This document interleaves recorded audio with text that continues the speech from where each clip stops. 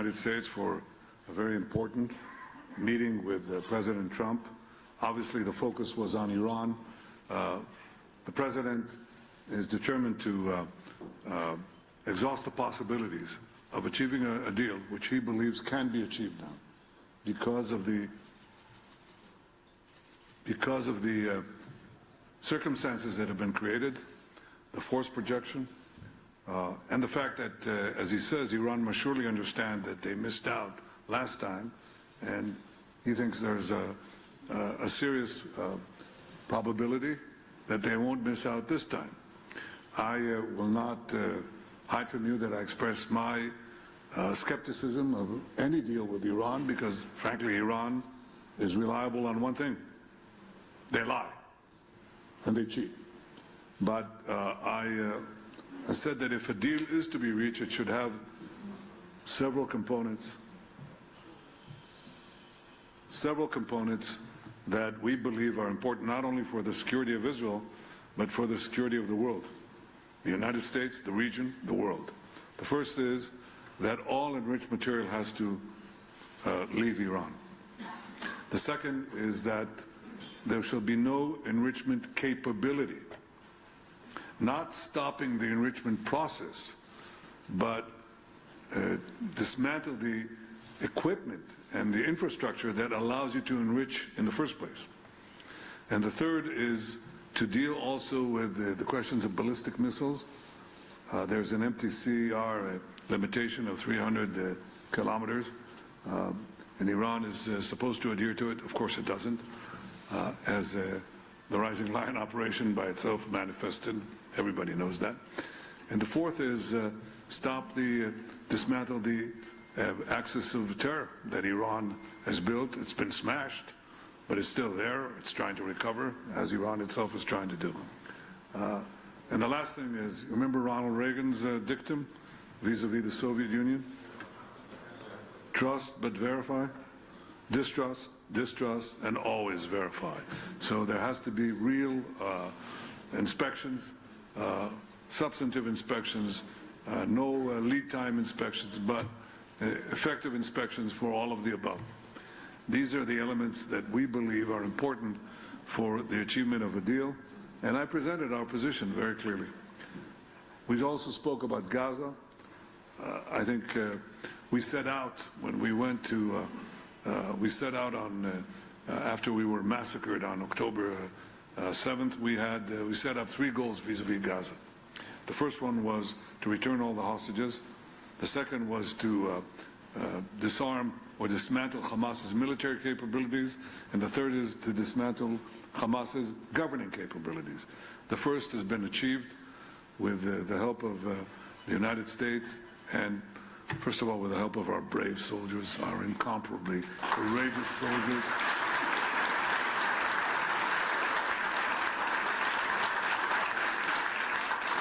The support that we got from President Trump and his team, the support we got from you and so many around the world, and the decisions that we made not to cower and not to submit to the pressures that were put on us from outside and from inside.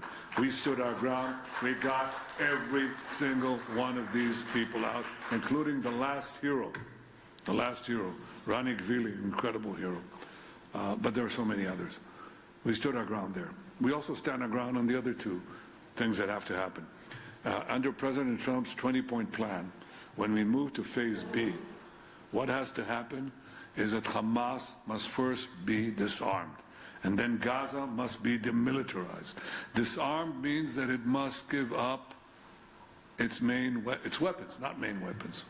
And what are the main? People said heavy weapons. There are practically no heavy weapons in Gaza. There's no artillery, there are no tanks. There's nothing. The heavy weapon, the one that does the most damage, is called an AK-47. Okay? That's it. That's how they execute people. That's how they shoot our people. That's what they use. Assault rifles. That's what they used in the massacre of October 7th. That's what they used. That's what they did the worst massacre of the Jewish people since the Holocaust with AK-47s. 60,000 of them. They have to go outside. obviously RPGs, rockets, and so on. But that's the main weapon, and that has to go. So first, disarm Hamas, and second, demilitarize Gaza. What does that mean? They still have tunnels there. We dismantled about 150 kilometers of 500 kilometers of tunnels. We have to complete the job. That means also that you can't hide weapons labs or other facilities that they use to rearm themselves, regroup and reform, which they're trying to do. We're giving the president's plan a chance. And he put it very succinctly. He said it can be done the easy way or it can be done the hard way. We hope that it'll be done the easy way because we know the ravages of war. We know what it means to lose people. We know the human cost of war. But that goal has to be achieved one way or the other, and one way or the other, it will be achieved.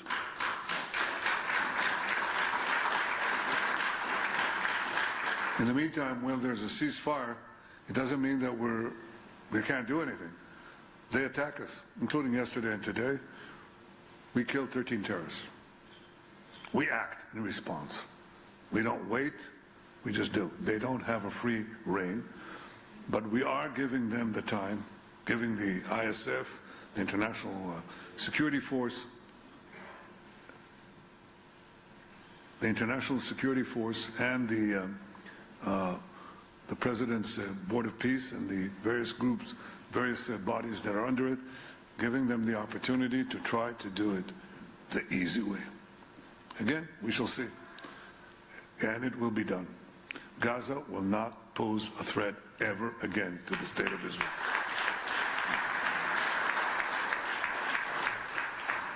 Now, obviously, we have other fronts.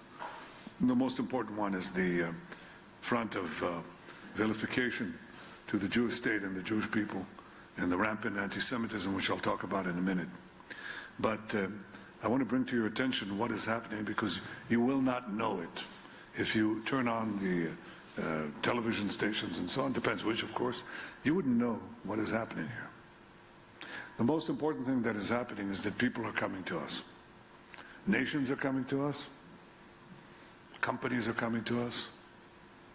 Enormous economic powers are coming to us. Israel has been ranked by The Economist, not a particular fan of me or of the state of Israel in recent years, but it ranked the Israeli economy among the 3 most vibrant economies in the world, just now. Now this comes after 2 years of war. 2 years. It's our longest war. It's even longer than the War of Independence. 2 years of being savaged in the international media and so on, in the UN and all these associated bodies. Our economy is growing rapidly. Our stock market is at an all-time high. The shekel versus the dollar is at almost at a 30-year high. Inflation is going down. There's very little of it. Interest rates have gone down. Not enough. More. But it's at 4% now. It'll go down further. And the investments in Israel are huge. Now, why is that happening? 1, because we run the economy responsibly. We know how to do that. 2, because we have the war showed the prowess of Israel. The enormous capacities here, the high-tech, deep-tech capabilities that astonish the world. That is not only in the military field. It has immediate consequences in the civilian field, and people understand it. So they come here. Now, as said, countries come here. Chancellor of Germany was here at his initiative. We'd like to talk to you about our defense industry in which they want to invest a very, very large amount of money. Who's coming here next week? Narendra Modi. Tremendous alliance between Israel and India, and we are going to discuss all sorts of cooperation. Now, you know, India is not a small country. It has 1.5 billion people. In India, Israel is enormously popular. Enormously popular.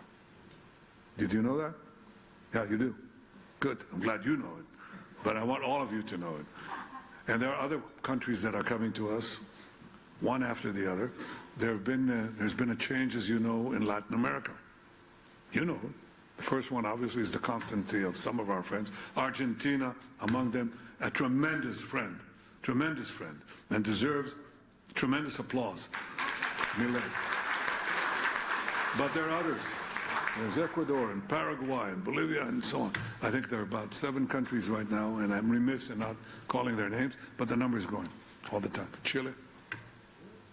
Any more? No, come on, tell me. What?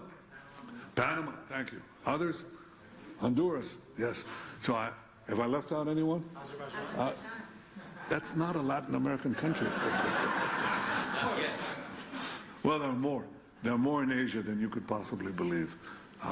And some of them are reticent about it, some of them are less reticent, some of them are open about it. They're coming because Israel is a powerful engine. It's a juggernaut on innovation and technology that is changing the world. About 10 years ago, I said that Israel will be among the top 3 cyber powers in the world. I was wrong. Well, I was right, but it's number 2. Israel, tiny Israel, 10 million people, receives more foreign investments in cyber tech than any other country in the world except the United States. I'm talking about absolute numbers. That's what we did in 10 years. Guess what? We're going to do exactly the same thing in AI. We just signed a major agreement with the United States on AI cooperation. We're going to do the same thing in quantum. This is our advantage, and we pursue it with a vengeance. Israel is a very strong country coming out of the war. Coming out of the war, strong economically, strong militarily, strong technologically, and we intend to be a lot stronger. Now, why am I telling you this? Because I believe, oh, and by the way, the United States just issued a Security Council memorandum, and it described its vision of regional alliances and anchor countries, and it called Israel, you know, the model ally. The model ally. An ally that obviously believes in democratic principles, but is willing to fight for itself. We don't ask for American boots on the ground. We develop our own arms industry. By the way, that's something I discussed too with President Trump, with deep appreciation for American support given over the years by both parties, both sides of the aisle, for Israel's military assistance.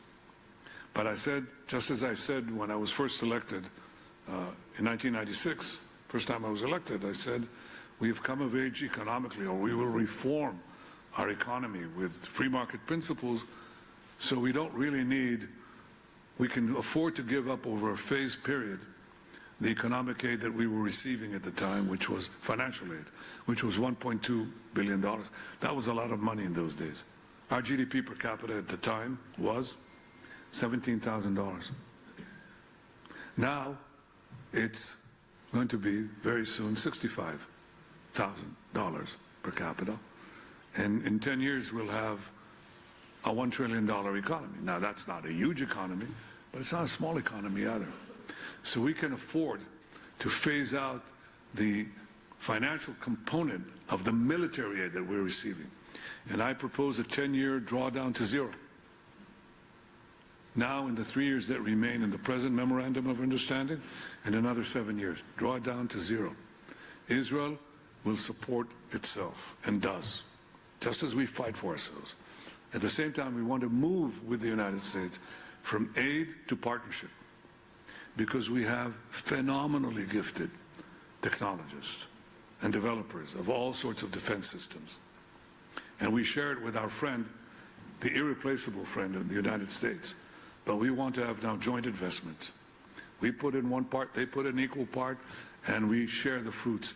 But our goal is to build an independent arms industry in Israel. I think the entire world understands what kind of world we enter, and that's something that we intend to do.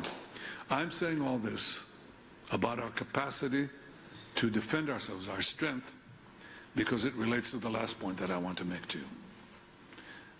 I think people are probably shocked by the waves of anti-Semitism that are sweeping those societies, free societies, the United States, Europe, Australia, where we had the tragedy on the Bondi Beach and elsewhere, and in America itself.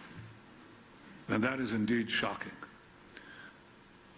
Well, it isn't necessarily shocking if you see the cycles of anti-Semitism throughout the ages.